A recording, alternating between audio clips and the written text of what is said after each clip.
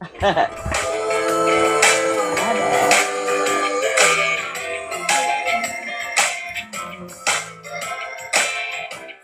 neighbor, pull up a chair, 'cause we got a lot to say about the world out there at the Humpday Exchange today. Oh, yeah. All right. Welcome back to Humpday Exchange here every Wednesday at 7 p.m. We've got Elizabeth hosting tonight while Michael takes a well-deserved break. He'll still be hanging out in the chat with all of y'all. But tonight we are joined by Erin Brewer, the newly appointed chair of the Oklahoma Democratic Party following Representative John Waldron's resignation. Erin is a small business owner, public education advocate, and a former state Senate candidate for Senate District 47, where she ran one of the strongest Democratic campaigns in the state. She's also worked in campaign operations and communications and has been a leading voice for parents and public schools.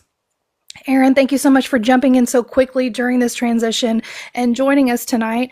Could you kick us off and tell us a little bit about yourself? Absolutely. I'm a fifth generation Oklahoman, a mom of a couple of teenagers. Those are the folks who tell me that I really shouldn't be on TikTok. So thank you for having me. Yeah. We do own a small business. I've previously been a second chance employer. It was really an honor to get to recruit men and women from the justice system, folks with a record, and get to work alongside them. And I've been advocating for public schools for a long time, but the organization that we founded, the statewide Oklahoma Parent Legislative Advocacy Coalition, was the lead plaintiff in the lawsuit that prevented Oklahoma from opening a religious charter school that would have been funded with our tax dollars.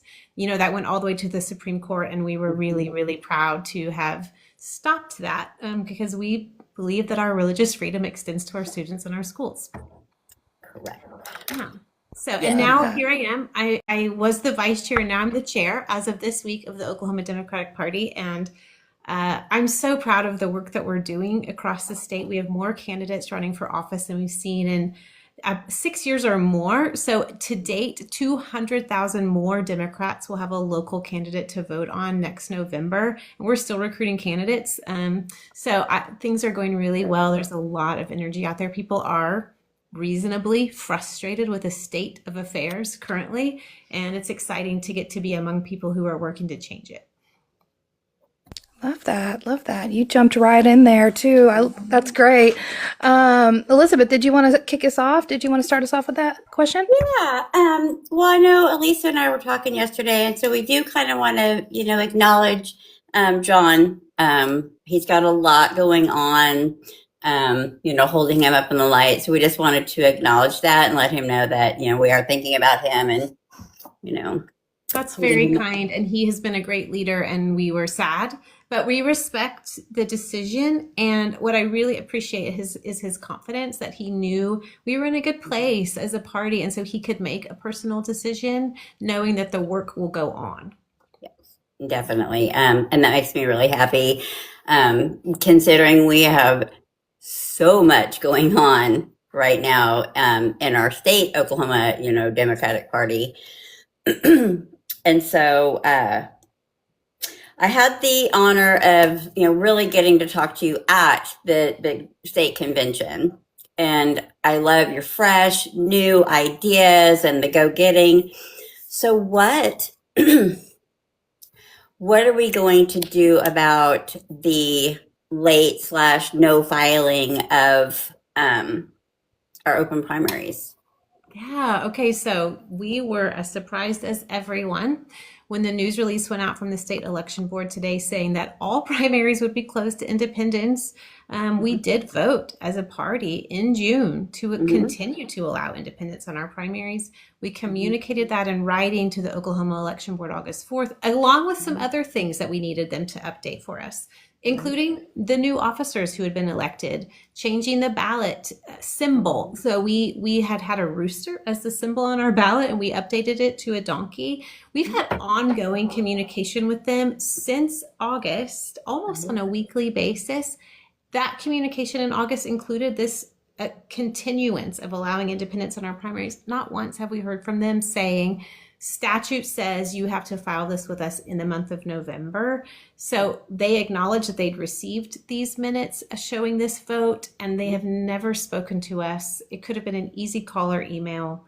And Wow. I feel really disappointed and confused and frustrated. And we are seeking legal advice, and we will do everything we can to continue to have an open primary to independents on the Democratic Party side this 2026 election year. Right.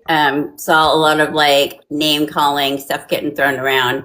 That is not what we want to see out of our party. You know, we have been divided for so long. I don't think anybody realized how much this united us. And we want to change, right? Like we want true representation that's actually going to represent us, right? And so to see that fighting within our own party locally, like our own state party, is kind of disheartening. I mean, I would rather see us all on the same page versus, well, this wouldn't happen then, and we're going to do this, and like, stop. Yeah.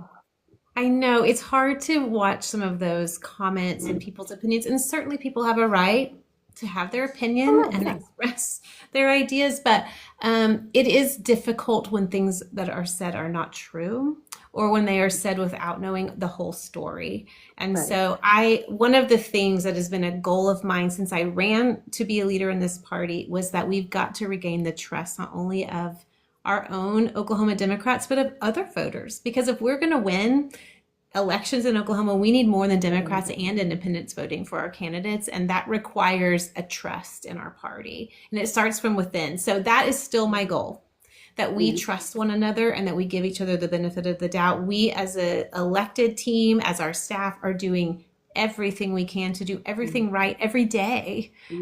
So I'm disappointed. My disappointment lies with the election board. I see them as our partner. I see them as the group that is tasked with ensuring people get to vote. Our job is to put candidates on a ballot. And we've been, I think, really gracious in opening our primary, but I see the election board as having the responsibility in ensuring that we get to fulfill that opportunity, you know? So I did not know the statute. I expect them to communicate it to me, just like I expect them to make sure poll workers know all the rules. Right.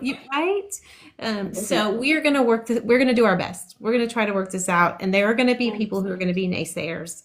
I can't control all of that. All I can do is do the best I can every day. And that is my commitment.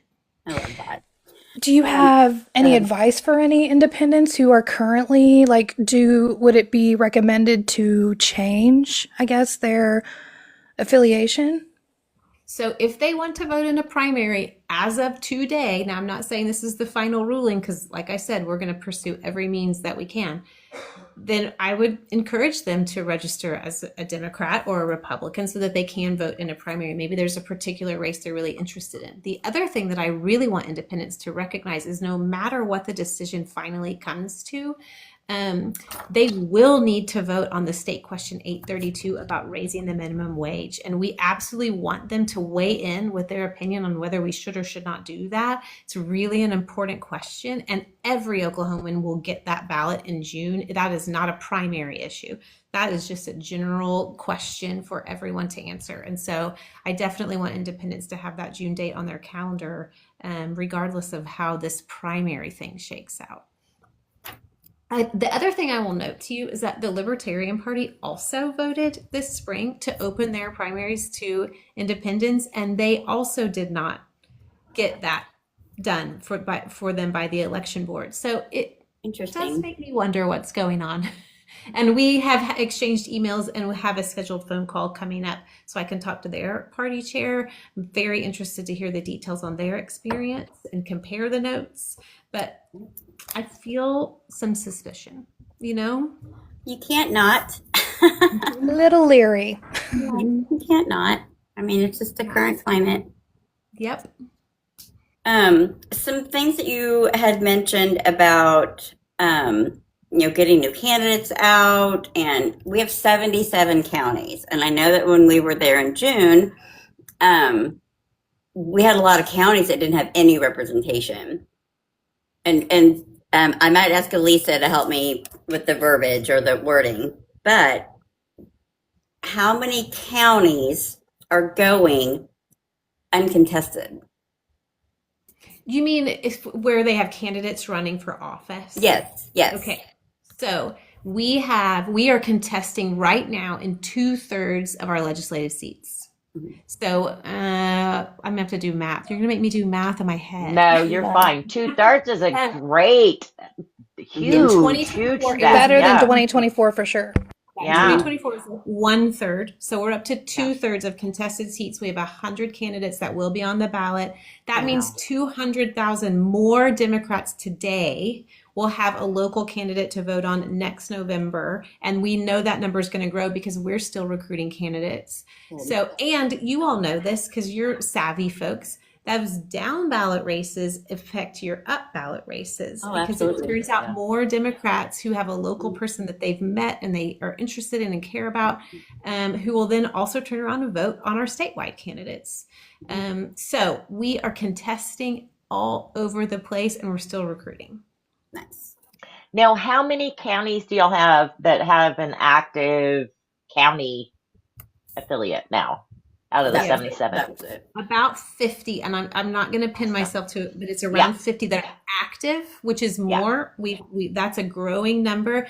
The beautiful thing about it is that it represents 92% of registered Democrats in Oklahoma have an active county party in their area, which is huge. So again, we're not letting our foot off the gas. We are continuing to stand up county party operations, and not just that they have elected officials in name, but that they're actually doing things in their county. And we're really excited. Our county party leaders are great and they are doing good work. Yeah, we've gotten to meet quite a few, so it's been exciting. Yeah. I'm really glad. They're hosting events and they're knocking doors and they're supporting candidates. I mean, they're doing all kinds of cool stuff. They're awesome. Yeah. We try to support that as much as we can.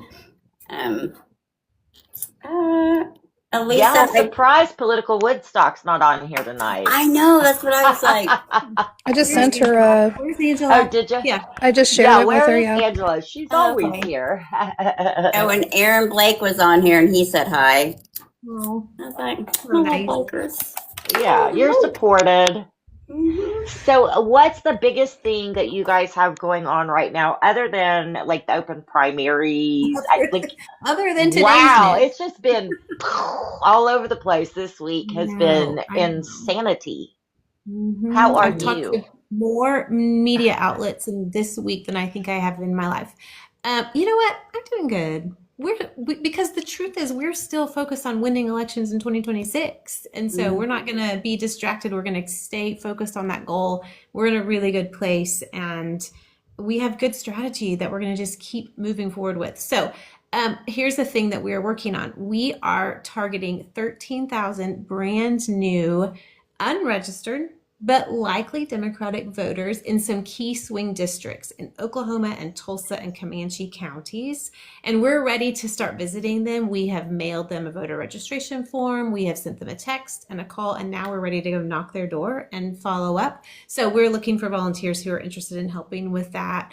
And that's going to be a cool project. It's going to be a really affirming project, I think. We are already seeing higher than average returns on our voter registration mail. I think we hit them at a really good time in like early mid-November when people were really frustrated at what's going on and they got a voter registration form in the mail and they were like, hell yeah, I want to vote and change things. So that is work that we are getting ready to, boots on the ground work that we're going to need help with. And I'm excited about that. And we'd love to have help. Our county parties are, of course, going to be a great part of that. The other thing that we have going on all the time is our just relational organizing that we are going and knocking doors and visiting fellow Democrats and independents. So we are calling it, knock your 50 closest Democrats. And it's just to say, hey, I'm a Dem, you're a Dem. There's a lot of us. Look at all these people on this map. And we'd love to see you at happy hour or coffee talk or some meeting. And just remind people there's a lot of us out here. I don't think people realize. That. When you really start like getting around like-minded people, and that reminder of we're not alone. There's actually more of us than there are of them.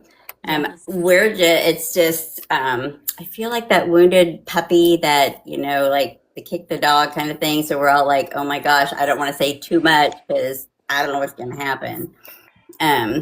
Facts. On a national level, though. Oh, go ahead. Sorry, I was just thinking like 2026, everybody's looking forward to 2026. Oklahoma is notoriously been, red, whatever. And I think we see momentum, not just here, but nationally. Do you feel like there is something that we're riding on right now from other seats nationally that will kind of carry us, hopefully, here in Oklahoma? I do. I really sense similar energy.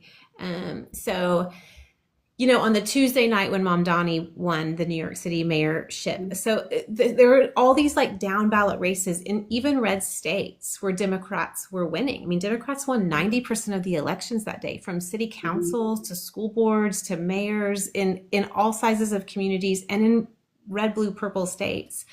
And because people in general, Americans, Oklahomans, are frustrated. The policies that we're living under are harmful, And so, yes, number one, I think that same energy lives here.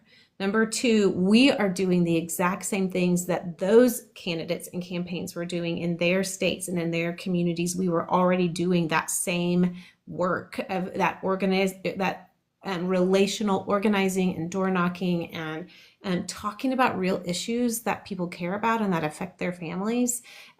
So we've seen one city council race in Lawton flip from red to blue this fall. We have a special election coming up in the Stillwater, Pawnee, Noble area, House District 35, where there's a representative, a Republican, stepped down because he pled guilty to domestic violence. And shouldn't be serving anymore. So those folks are going to elect a new representative. We have an incredible candidate named Luke Cruz.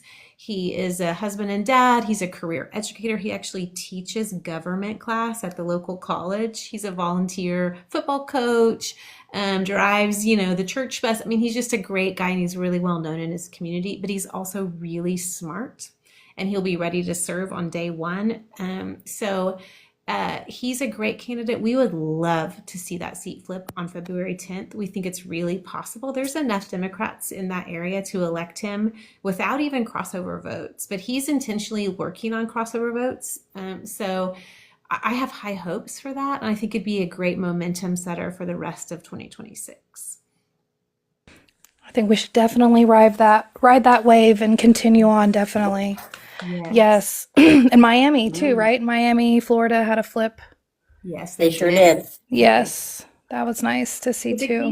Because it'd been a long time since they'd had a Democratic mayor. Yeah. Long time. Yeah. Long.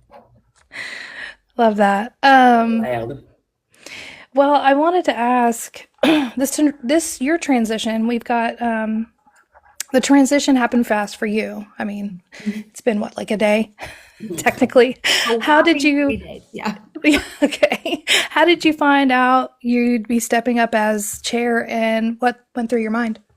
Yeah, so we had an inkling, that this was something John was considering. He officially submitted his resignation on Sunday afternoon. Our bylaws state that the vice chair automatically becomes the chair, so it was like that.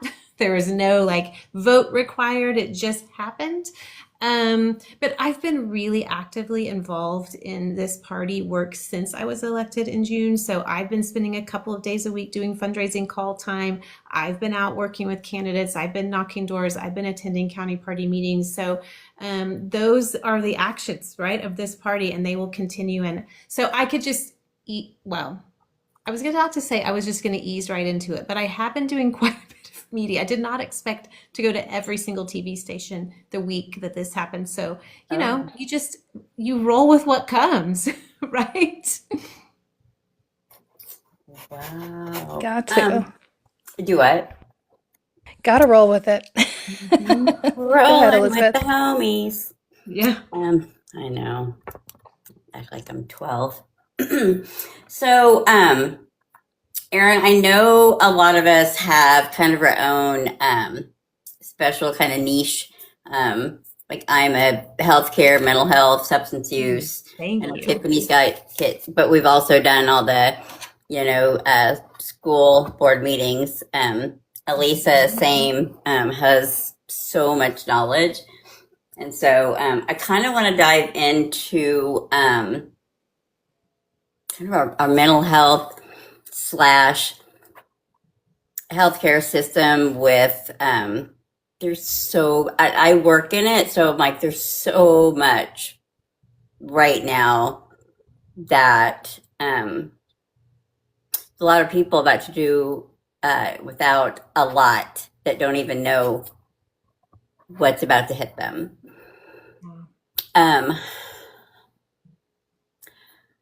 It's very difficult to find any resources. Housing, I feel like we have more food resources right now because everybody's like, oh, gotta come in with my, Captain Save the Day cape. My fear is, and Elisa and I were talking about this, once all the kind of nudity wears off, the holidays and give, it's kind of, that's when we'll need to really step up and go, okay, no, we need to continue this. What is a plan or a concept of a plan that we can do? Like, what can we do to assist our representatives? Like, what are things that we can do as constituents? Because I know there's so many things that, elected officials can do, but I know that there are things as constituents that we can do to assist you. So kind of with that, like, what are some things that you would tell somebody, hey, get involved, these are the steps that you would take, but what are the things that we would do to, I'm just beating a dead horse right now around in circles, but you know what I mean? I do. I absolutely know what you mean. And it does feel heavy right now. I mean, when we look at the funding failure at our state mental health department and the cutting of services, and then we're going to combine that with folks who are going to lose that federal subsidy, so they're not going to be able to afford their health care, which was maybe covering the limited mental health care that we're providing. And then we don't have enough providers. I mean, it's going to be a triple whammy, and especially in January, February, right? And then we've seen that the folks who are on SNAP and didn't have those benefits for a time and were making decisions around rent and food, and we saw this spike in evictions during that government shutdown. And so we know that people are extra stressed. We will be hearing from our Senate Democrats and our House Democrats on their legislative agenda for the coming spring. I'm really eager to know that their goals and the bills they're going to be working on, and we will be communicating that with everyone so that people will know who's running a bill that really matters to me, and how can I track it. There is a bill tracker. If you go to if you Google Oklahoma legislature, there's a bill tracker, and if you learn about a bill that's important to you, you can put its number in and it will kind of keep you up to date on how it's going. But certainly those calls and emails to our representatives about the issues that are important to us, even if you don't know a specific bill, reaching out to them, even when they're not in session, and saying, hey, I want you to know about my neighbor or my friend or my family that is dealing with the XYZ situation. And this issue is really important to me. And here's why. And here's some things that would really make a difference. So if you come across legislation in this session, I would love to be able to talk with you about it. I hope you'd be supportive of bills that will help us solve these problems. I think that's the kind of relationship building with legislators that helps now before they're even taking votes on things. And they do want to hear from us as constituents. That's their role. So that would be the first thing. Then, there's organizations like, if public education is your game, OK Plaque is a great place to follow. The Oklahoma Rural Schools Coalition is a great place to follow. They're going to keep you up to date on bills. I don't know if there's an advocacy organization around mental health, but my goodness, we need one. Mm-hmm. So if somebody wants to step up as a volunteer and help kind of build out that group of voices for mental health, I mean, I would love to give some advice on how to do that, and we certainly need it in Oklahoma. I do think you're right that as we round through the holidays and into the new year, people will kind of forget a little bit about this cuts to SNAP. And if they aren't directly affected, although a lot of people are going to be affected by the rising, health insurance prices, I think people could forget. So we feel it's incumbent upon us to be communicating with people what's going on and how to help in local communities. When we did our town halls during this shutdown, we were all over the state. It was really inspiring to watch. We'd have 50 people in a room, and they would end up conversing with each other about what resources they could support in their community. It was cool. So maybe we'll do that again. Maybe we'll bring people together again. That'd be fun. Yeah. I know. I get tons of resources all day, and I'm like forever sending them. I'm like, oh, you're in Tulsa, like Tiffany, go check your beam. Good for you. That's kind of what we're coming to is. Well, I hope I answered that question. I think yeah, there's a lot of ways to approach it. Because I know it was kind of a long-winded roundabout ADHD question, but yes, I did answer it. It did answer my question. It also opened up the new door of people don't know that they can go up to the Capitol and they should. It's the people. You're my elected official. Sup. It's very empowering. Yeah. I know I've taken clients up there before on like the Mental Health Awareness Month and all of that, and I can go. Yes. Let's go. Yeah. It's like. And on Fridays, so if you're not in like the metro area, on Fridays, they don't have session because the intention is that those legislators are back in their communities available to have meetings at home. That's how it's supposed to work. So they're in session at the Capitol Monday to Thursday. They have Friday off because they're supposed to be available in their home communities. And that's something people need to remember too. Is that what affects part of their per diem per day? Like with their per diem would affect that Monday to Thursday, right? So yeah, I mean, because so many of them have to travel in, and they live in Oklahoma City, even though it's not where they really live, for that 4 days a week during session. And so yes, that's why they get a per diem, is to cover their living expenses, not like rent, but right, food, mileage, that kind of thing.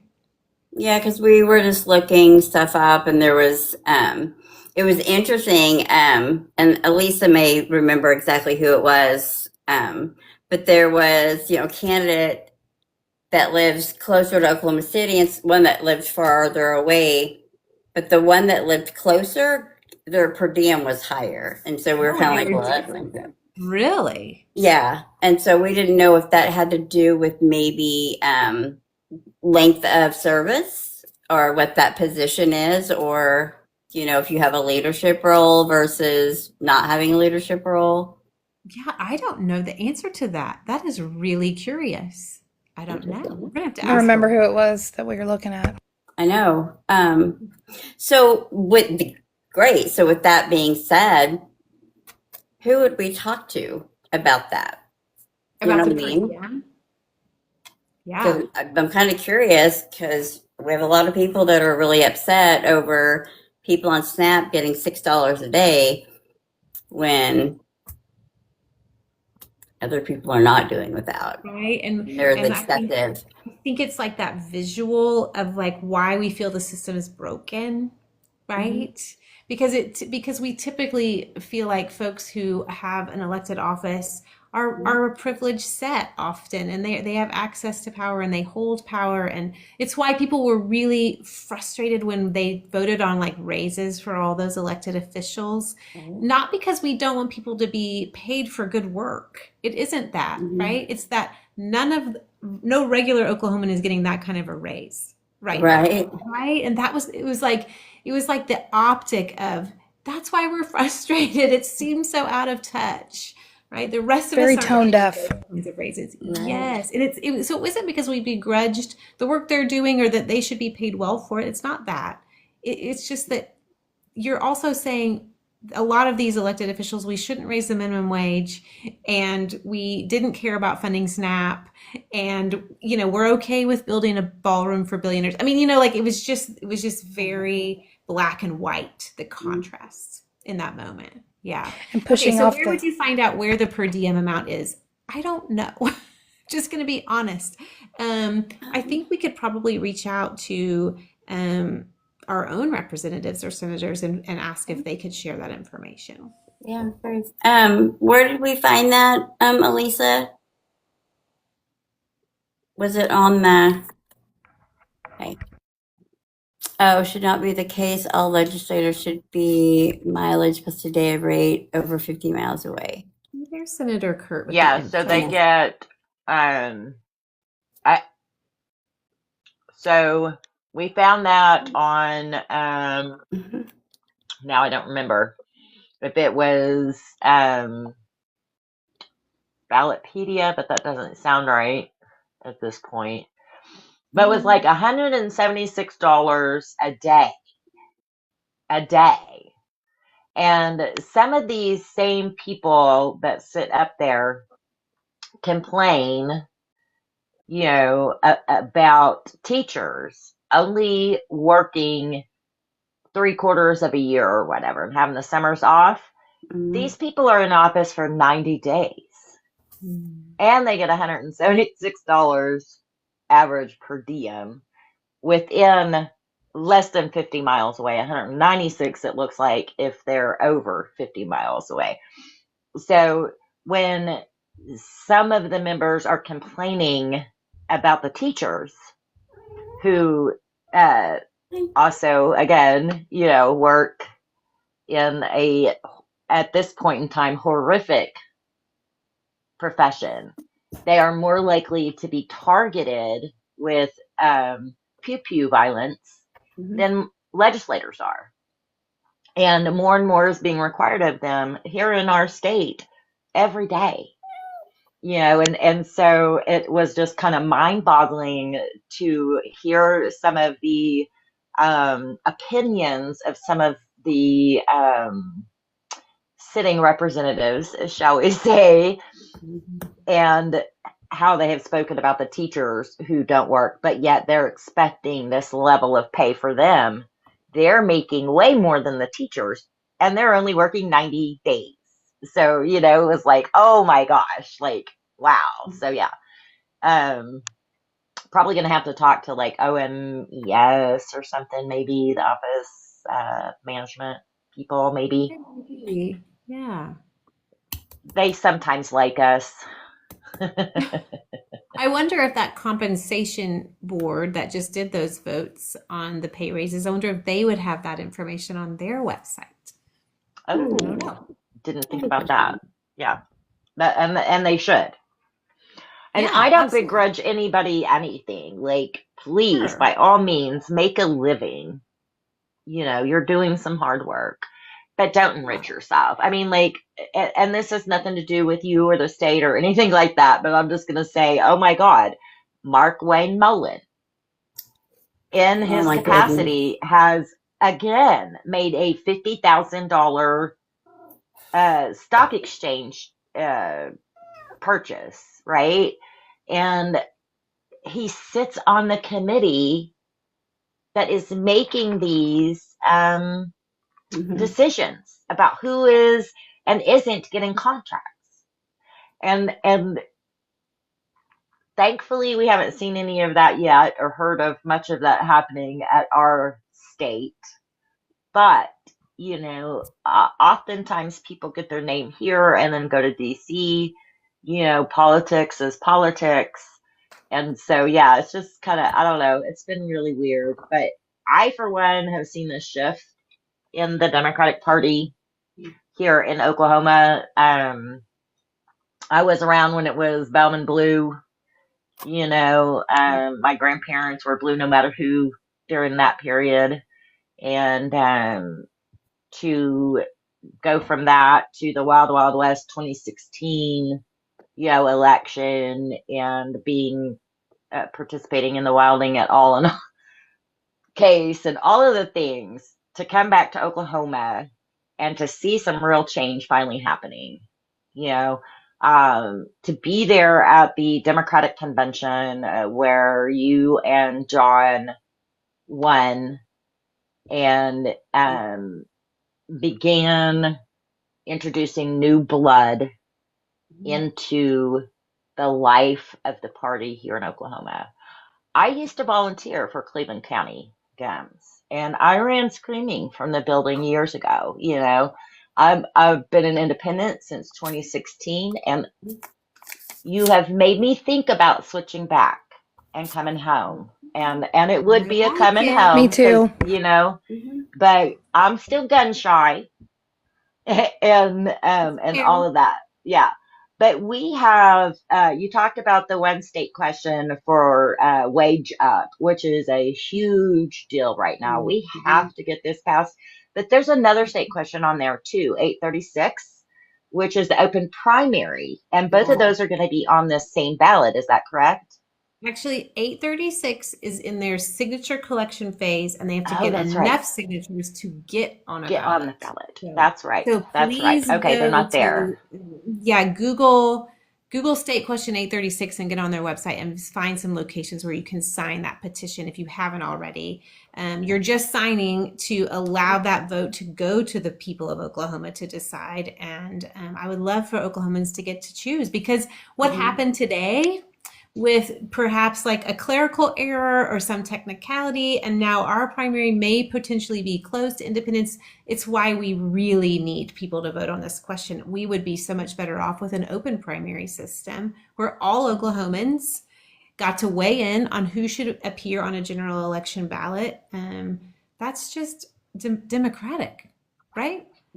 But right now, so many folks are disenfranchised. If you're a Democrat where a Democrat doesn't run and the decision is made in the primary, you didn't have any say at all in who's representing you at the state capitol or elsewhere in your community. If you're an independent, you get to vote in the general, but you might not get to vote in primaries. So we are disallowing people from exercising their right to vote, and I think we can do better.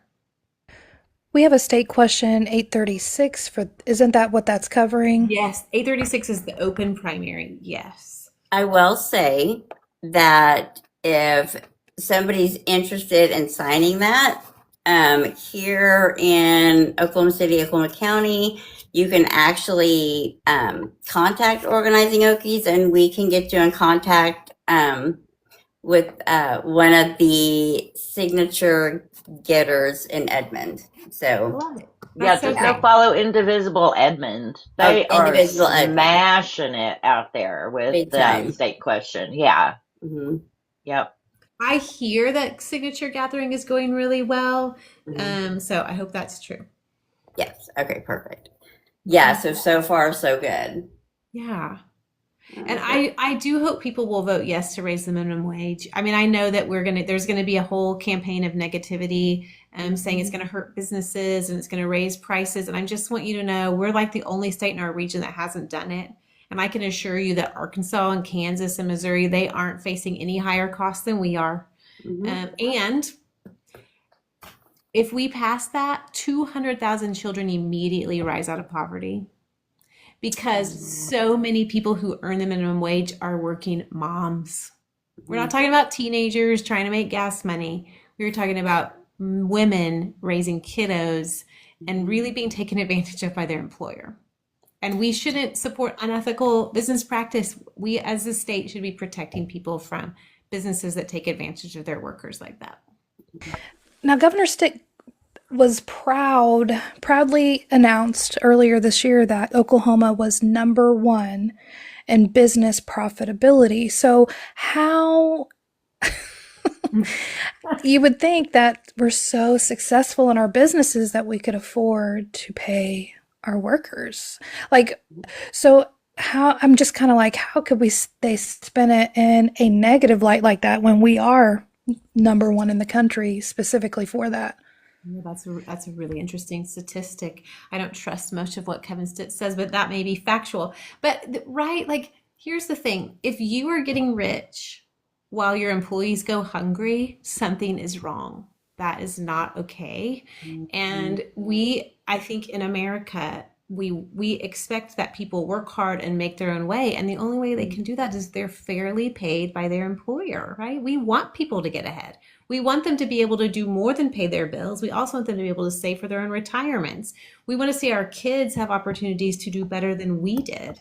And in order to do that, we have to have businesses that compensate their people appropriately and at a living wage. I've seen a legislator talking about, if your company is getting tax breaks and your employees are also having to claim benefits like SNAP and other things, you're double dipping in the tax pool, and that is not okay.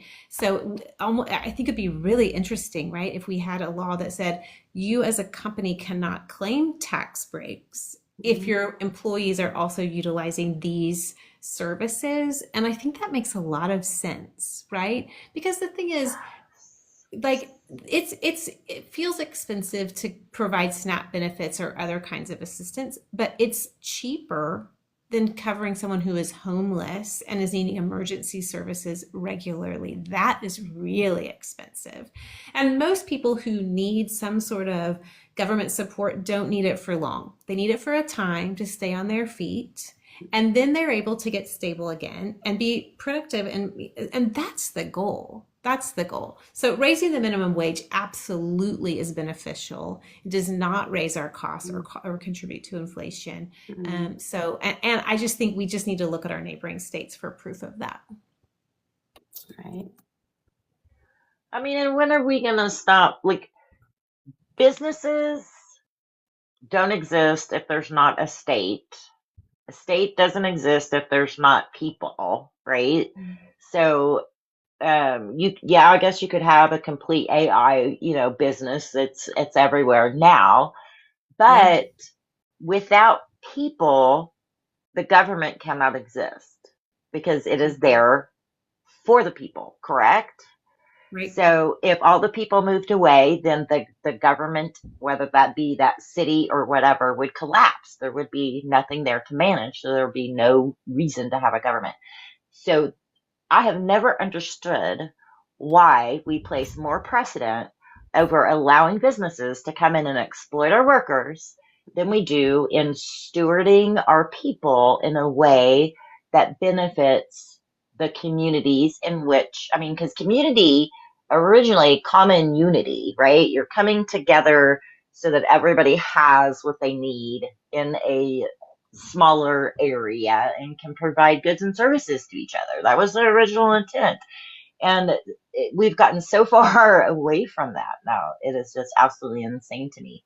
So it's good to talk about bringing some of that back. Like, I was listening to you talk about going to these town hall, having all of these little small discussions. And the interesting part is the people coming together. And, we're finding the same thing here. People, I guess we're just tired of waiting on those who are supposed to be serving us to actually serve us. And so we've taken it into our own hands. And the ways in which we trade and do all of these things, I have a feeling eventually government, if we don't correct it now, is going to crack down on that too, right? So, like, Food Not Bombs gets in trouble sometimes for feeding unhoused people, as an example. And so how do we balance that need to serve and be with the people and in the people's hands with the need of fulfillment of that a decent job can provide? So where's that balance? Where's that government protection so that we're not being, workers aren't being exploited, so that all of those things, right? What happened? How do we get it back?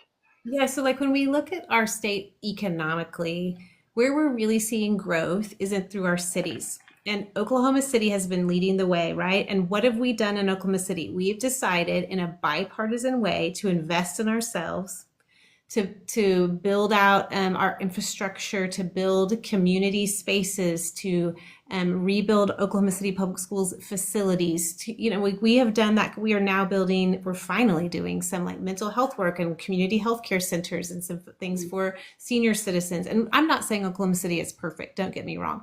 But we know the difference it makes when we as citizens choose to invest in ourselves. We voted to be taxed. We've watched our city complete projects, and we've watched our city grow because we made those improvements. And I just think it's proof positive of how government can be a force for good, how the people can be involved in that, and the way that we can all benefit because we gave a small bit, right? I don't feel like anyone feels overburdened by the taxes in Oklahoma City, but they've made a big difference. And we have a ways to go, but we don't have anything like that at the state level.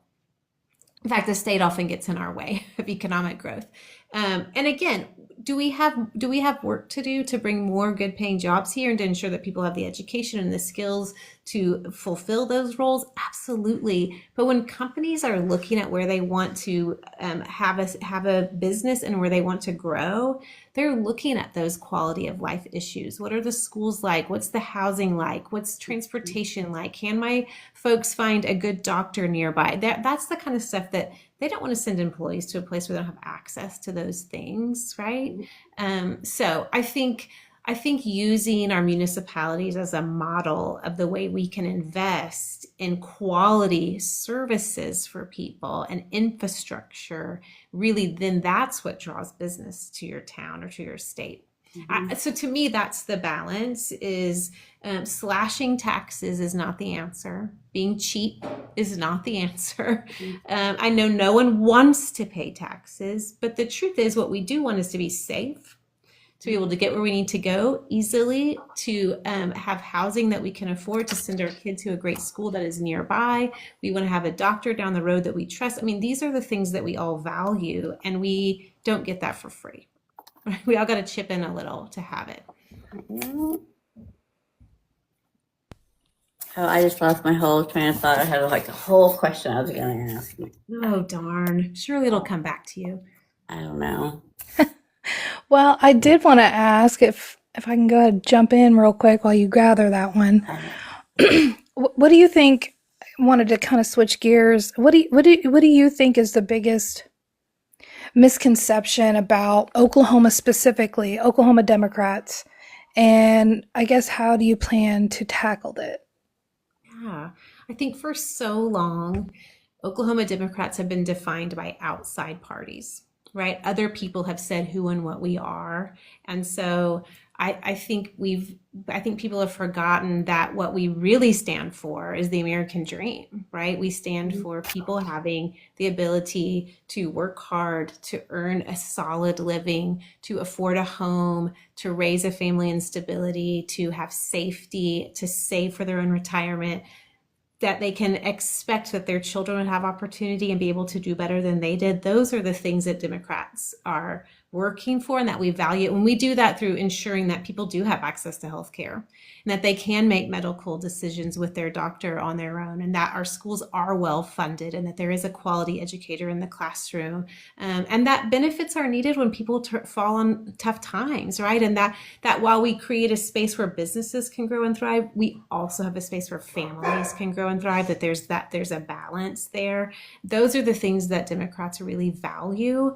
And I think some of that's just gotten a little bit lost because extreme folks on both sides can be really loud sometimes, and we kind of speak sometimes to fringe issues instead of really talking about what the majority of us care about and what we're concerned about every day. So we are making a concerted effort to really talk about those values all the time and to remind people of what we are working on, what we're fighting for, and where we share hopes and dreams together.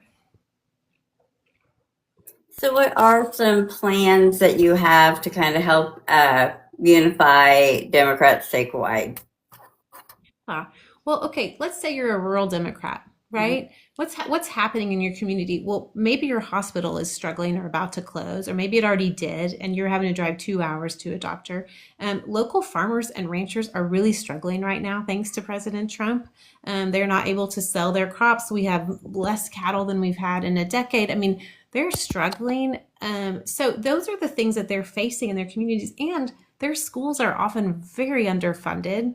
They're struggling to find quality educators. They don't feel like their students are maybe achieving what they're capable of because they don't have a high quality teacher in the classroom, because we've run off all of our good teachers in Oklahoma. So if you're in a rural community, those are the realities for you right now. Democrats do have solutions to that. We have answers. We can fix those things. I would say in a suburban or an urban community, the needs are often the same, right? You may have better access to healthcare, but man, your healthcare costs are high, right? Childcare is hard to find in urban, rural, and suburban areas. It just is. Housing is getting to be a challenge for people. So I just think like we cut across all those geographies as a party because we're facing shared challenges right now.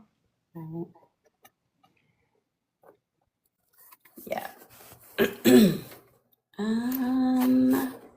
Are there other have you seen any questions in the chat?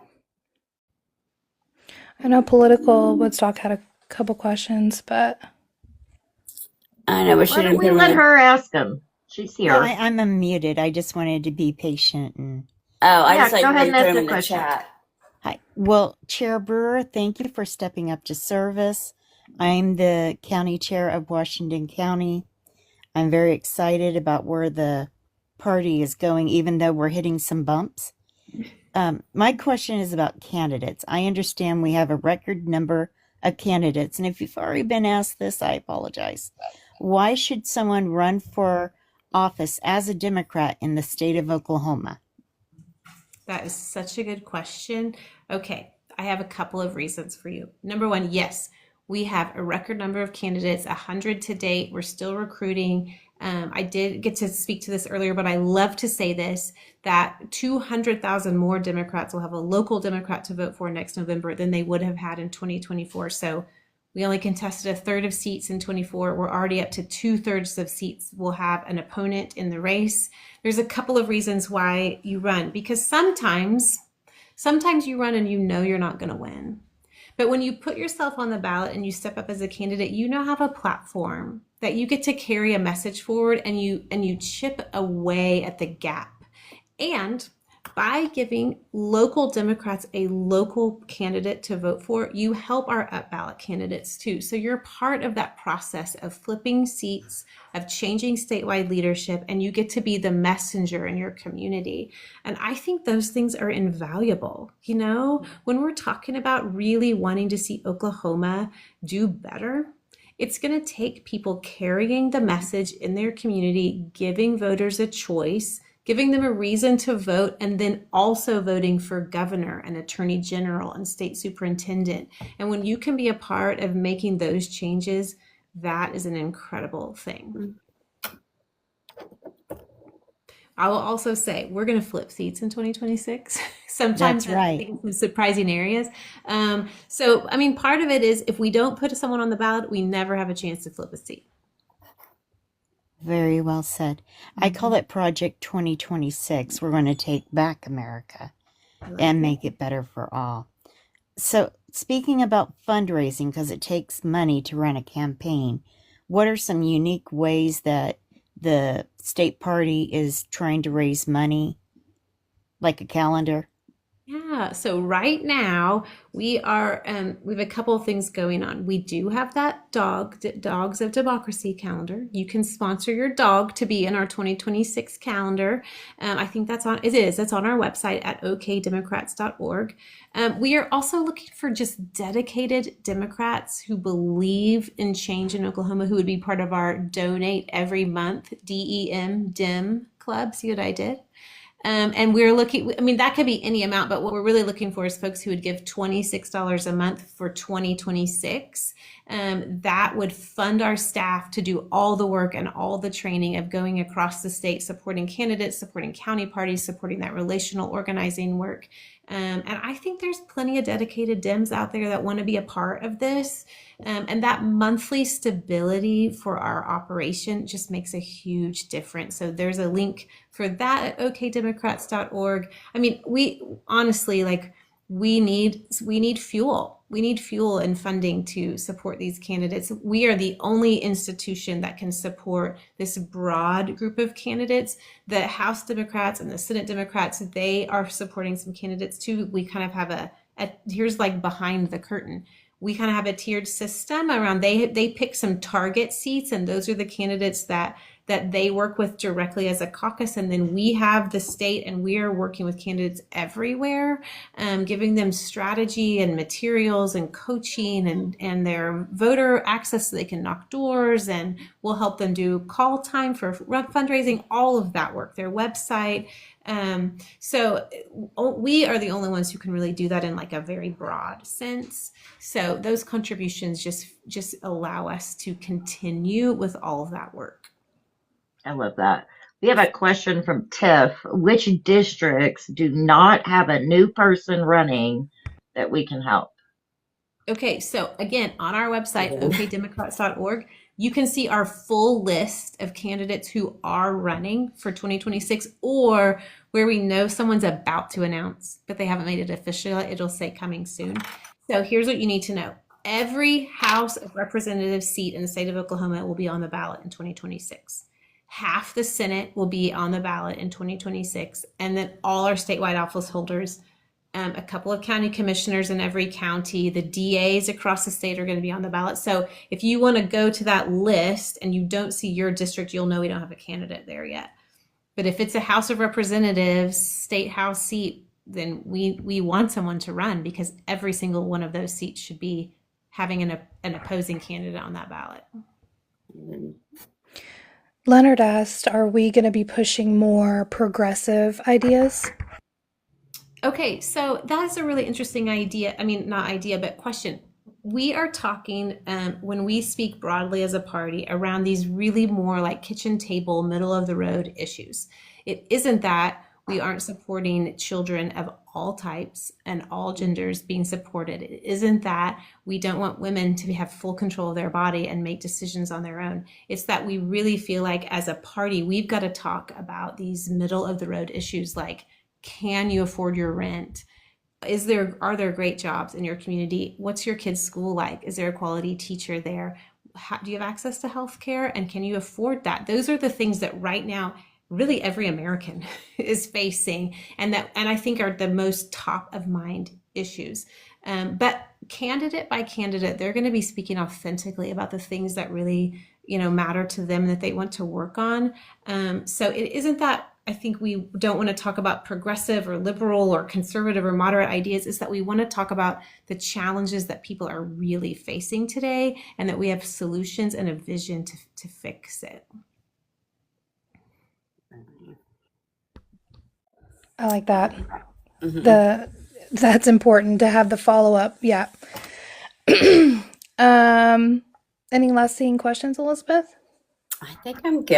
I'm so glad that you came on and Yes, to spend time with us. it's a great I time know that tonight. we're looking forward to the next convention. But very, very glad you came on and, shared with us and helped us educate the public on like what we can and can't do and what those steps are. So thank you for being like so inviting and welcoming and approachable. I think it's very important, not only in the day and age, but it's bringing back some humanality. Is that right? I like that word. Humanality. I like it. I know, right? I was like, it's like illuminating. Am I saying this right? Or, but yeah. So I'm really glad that you came on. Thank you so much. And like I Yes. said, again, I look forward to the next convention, but hopefully we'll get to see you before then too. Yeah, let's please not wait till 2027. Thank you for inviting me. Thank you for giving me this time. And thank you for creating this platform for people to engage. I know you have guests on all the time, and it's really an honor to be with you, and I hope I get invited back. Absolutely. Do you have any lasting things you'd like to leave us with? Ways to support, ways to reach out, anything like that? I will just say at okdemocrats.org, you can sign up to run. Maybe you're interested. There's a form you can fill out, and we will be in touch with you really quickly to talk that through. You don't even have to know if your seat is open in your area. We'll help you figure that out. But if you're interested in running, we would love to talk to you. And then you can give there. You can volunteer. We have a huge calendar statewide of activities going on. We'd love for you to show up. Like Gina Nelson has a town hall tomorrow evening. That'd be so cool to get to go hear her. She's wonderful. I would love for you all to go, and that's on our Mobilize. So please, okdemocrats.org is full of resources, and we hope you use it. And then don't you guys also like offer the classes? Like, hey, if you want to run 101, where you kind of go on and like, talk about. We've been doing that one-on-one with candidates, yes, but absolutely, we will completely walk you through what it takes, the time commitment, what the data looks like in your area, what you can expect, how you frame your messaging, all of that. We are here to help.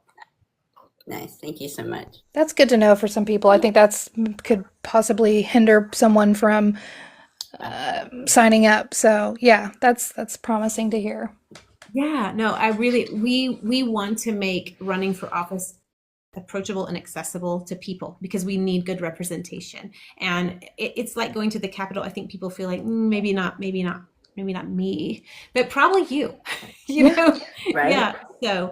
So that form, you can fill it out. It doesn't mean you're making a commitment. It just means you're getting more information, and we welcome that. Perfect.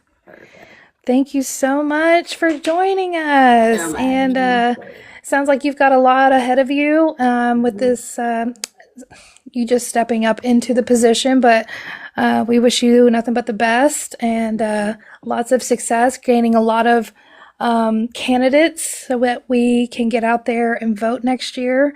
Thank you for the work that you're doing. It's amazing. You guys have really been putting it in, and I'm grateful. So, but yeah, thank you so much for joining us tonight. Thank you for all the kind words and encouragement. It means a lot to me, and you all are doing incredible work too, and it takes all of us. So thank you. Yes. Thanks, Erin. Take us out with a song. Yes. All right. Okay.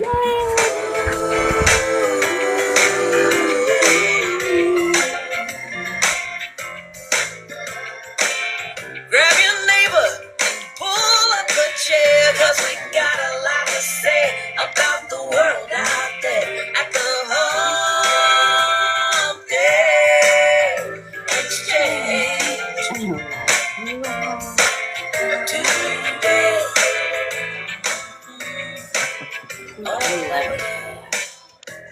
Thank you so much, Erin. And next week, join us when we'll have Senator Mary Boren on. Oh, That'll be awesome. She's great. Yeah. Yeah, so feel free to come and ask questions to her. No. Yeah. Every Wednesday, 7 p.m. right here. Yeah, Awesome. that's right. Keep it up, you guys. Thank you. Thank you so much. Thank you.